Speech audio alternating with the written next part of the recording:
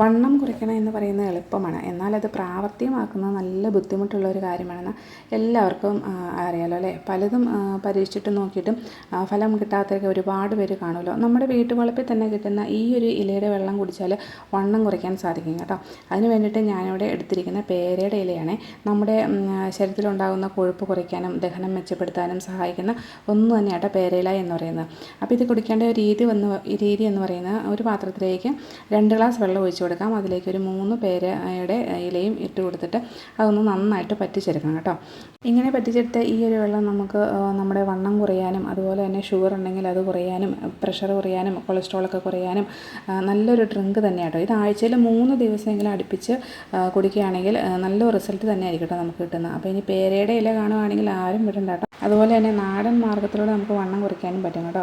അതുമാത്രമല്ല, ഇതിൻ്റെ കൂടെ തന്നെ നമുക്ക് ചെറിയ രീതിയിലുള്ള എക്സസൈസും കാര്യങ്ങളൊക്കെ ചെയ്യുകയാണെങ്കിലും അതുപോലെ തന്നെ നമ്മുടെ ഫുഡൊക്കെ ഒന്ന് കൺട്രോൾ ചെയ്യുകയാണെങ്കിലും ഈസി ആയിട്ട് നമുക്ക് വണ്ണം കുറയ്ക്കാൻ സാധിക്കും കേട്ടോ.